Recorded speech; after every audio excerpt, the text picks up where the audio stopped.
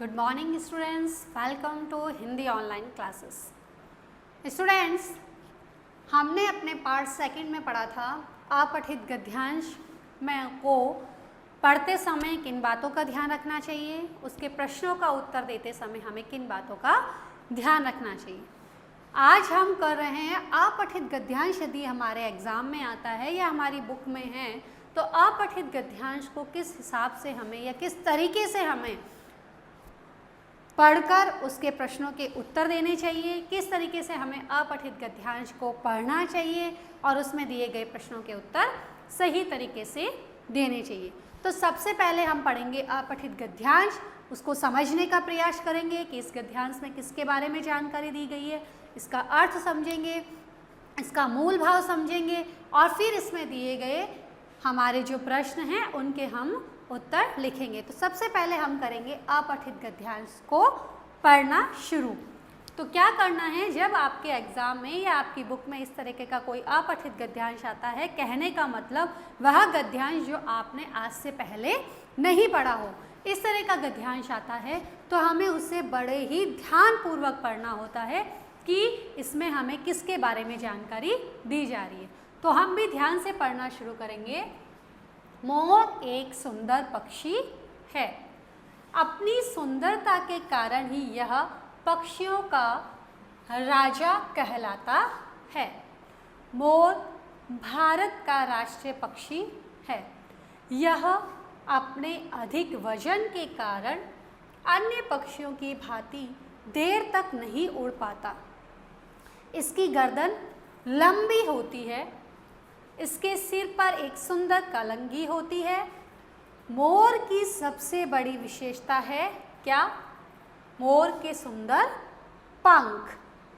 वर्षा के समय मोर इन पंखों को फैलाकर नाचता है और यह किसानों का मित्र होता है।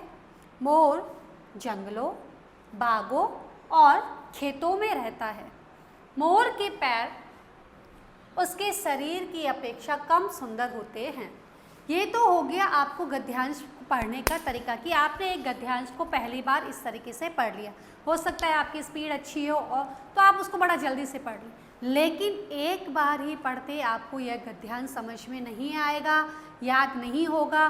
तो मैंने आपको बताया था निम्नलिखित बातों का ध्यान रखना चाहिए कि हमें गद्यांश को 2 से 3 बार पढ़ना चाहिए। जो बात हमें मुख्य लगे उस बात को पढ़ते समय हमें रेखांकित कर लेना चाहिए और कठिन शब्द का हमें अर्थ समझने का प्रयास करना चाहिए।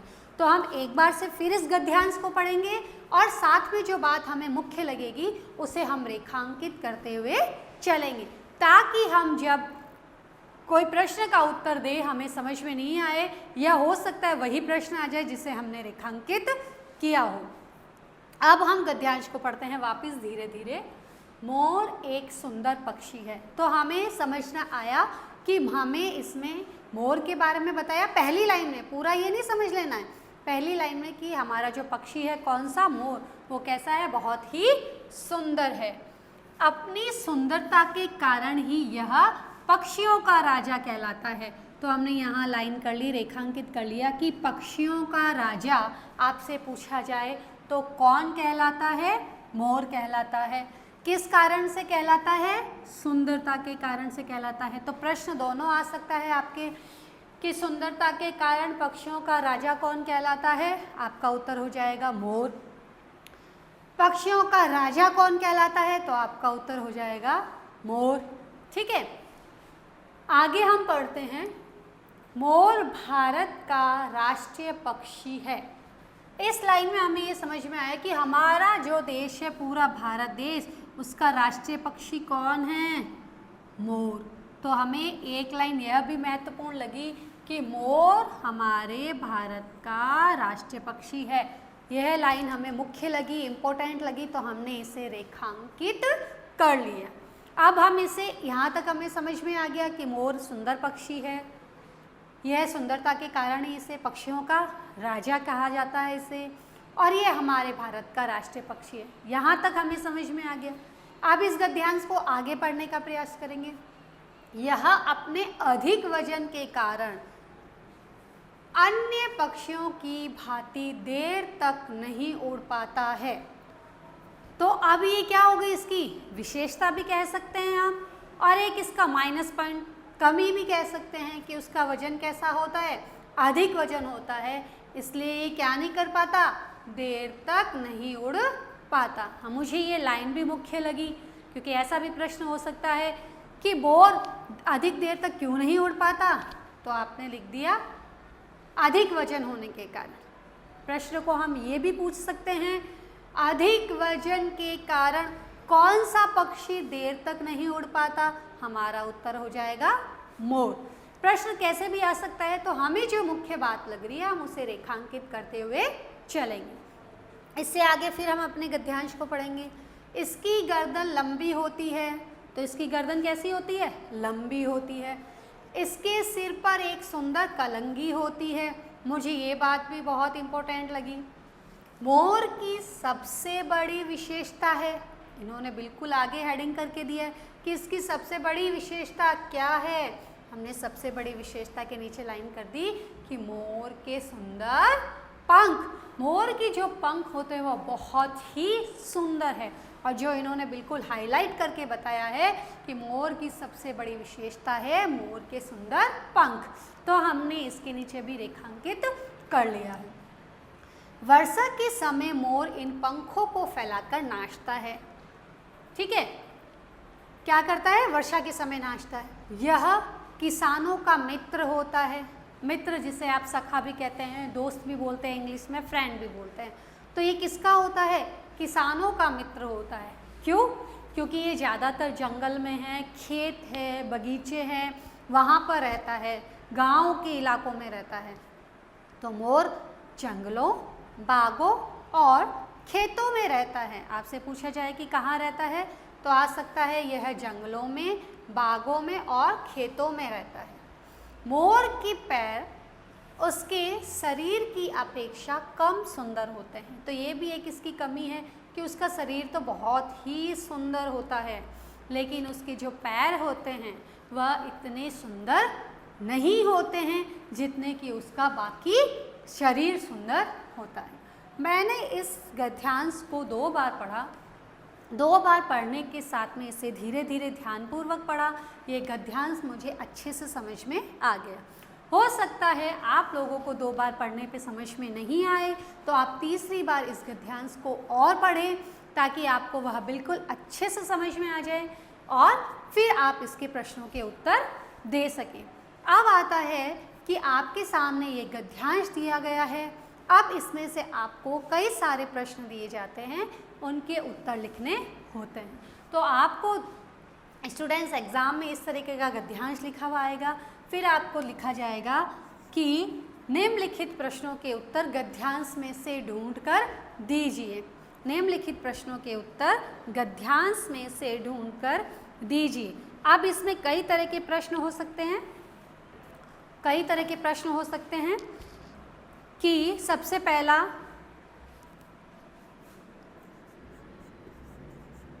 मोर को पक्षियों का राजा क्यों कहा जाता है। पहला प्रश्न हो गया, मोर को पक्षियों का राजा क्यों कहा जाता है। तो हमने देखिए कहीं आप पहले जो आपने मुख्य रेखांकित जो लाइंस की थी उसमें देखिए, एक फटाफट नज़र से हम देखेंगे मोर को पक्षियों का राजा क्यों कहा जाता है, कहीं इस बात की हमने रेखांकित किया है। तो हमने हमारी पहली ही लाइन में देखा कि अपनी सुंदरता के कारण ही वह पक्षियों का राजा कहलाता है।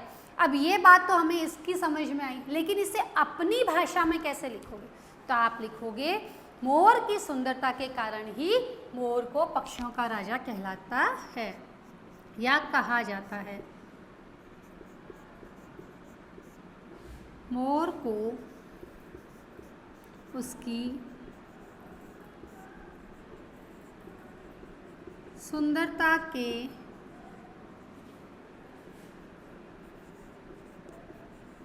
कारण पक्षियों का राजा कहा जाता है। अब अगर आप इसकी लिखते तो सुंदरता के कारण ही पक्षियों का राजा मोर कहलाता है, लेकिन वह आपकी भाषा की अभिव्यक्ति नहीं कहलाती।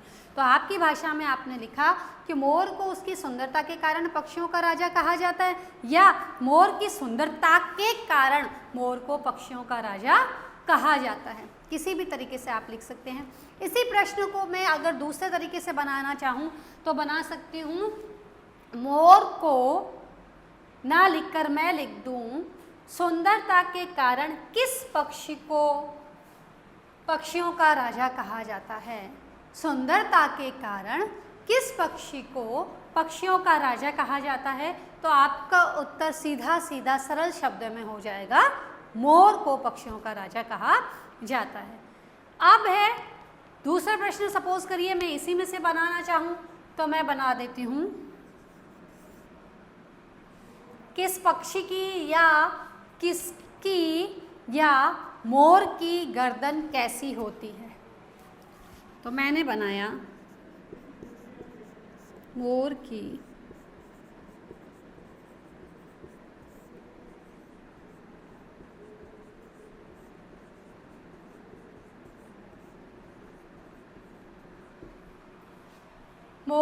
गर्दन कैसी होती है।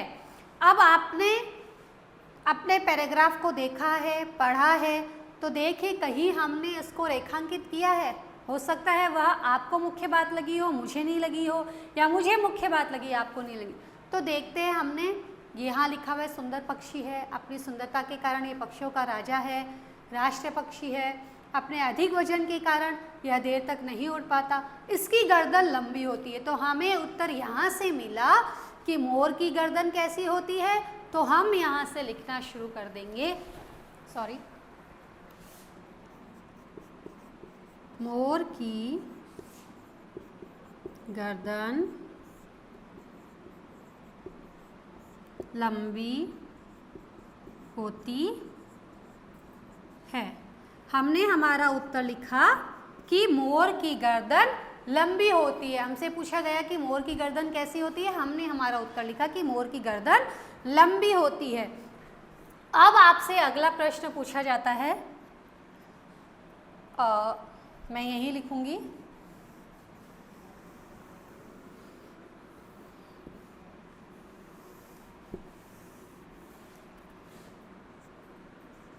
क्वेश्चन नंबर 3 करके। अब इसी में से प्रश्न मैं बनाती हूँ कि भारत का राष्ट्रीय पक्षी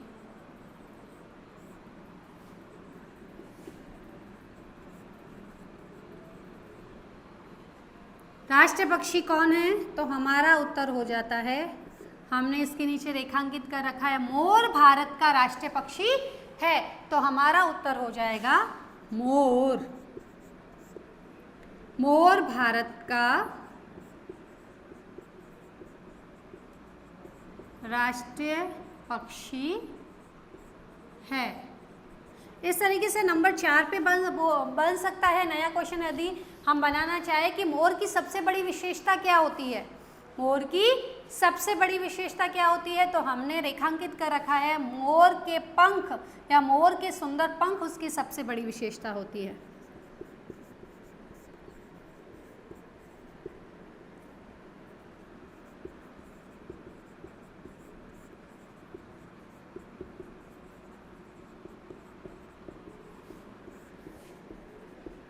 क्या है, हमने उत्तर में लिखा मोर के सुंदर पंख उसकी सबसे बड़ी विशेषता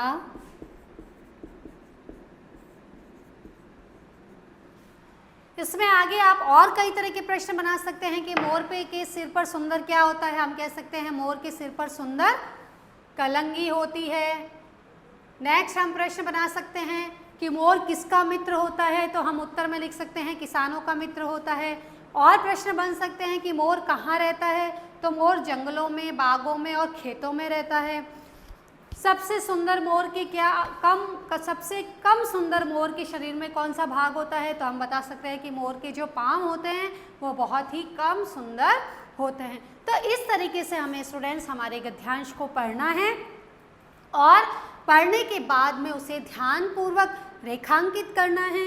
रेखांकित करने के बाद में अगर आपको फिर भी नहीं समझ में आए तो आप एक बार पढ़ सकते हैं और जो आपके प्रश्न दिए गए हों उन प्रश्नों का उत्तर आपको अपने गद्यांश में से ही ढूंढकर लिखना है। यह तरीका था आपको गद्यांश में से ढूंढकर उत्तर लिखने का। इसमें बहुविकल्पीय भी आ सकते हैं कि भारत का राष्ट्रीय पक्षी कौन है, मैं यहाँ दे दूँ मोर, यहाँ दे दूँ तोता और यहाँ दे दूँ हंस, तो आपको सीधा उत्तर में लिखना है क हमारा उत्तर मोर। आप उसके आगे टिक कर सकते हैं कि मोर हमारा राष्ट्रीय पक्षी है। इस तरीके से आपको अपने गद्यांश को सही तरीके से उत्तर देते हुए, अपनी भाषा में उत्तर देते हुए इसके प्रश्नों का उत्तर लिखना है। तो स्टूडेंट्स गद्यांश को बड़े ध्यान से पढ़ें, इनके प्रश्नों के उत्तर बड़े ध्यान से करें, मुख्य बातों को रेखांकित करें, भाषा की अभिव्यक्ति ज़्यादा से ज़्यादा अपनी भाषा में करें। गद्यांश की भाषा का प्रयोग न करते हुए, किताब की भाषा का प्रयोग न करते हुए हमें अपनी भाषा में सरल और सुंदर तरीके से इसका उत्तर देना है। ओके, तब तक थैंक यू स्टूडेंट्स।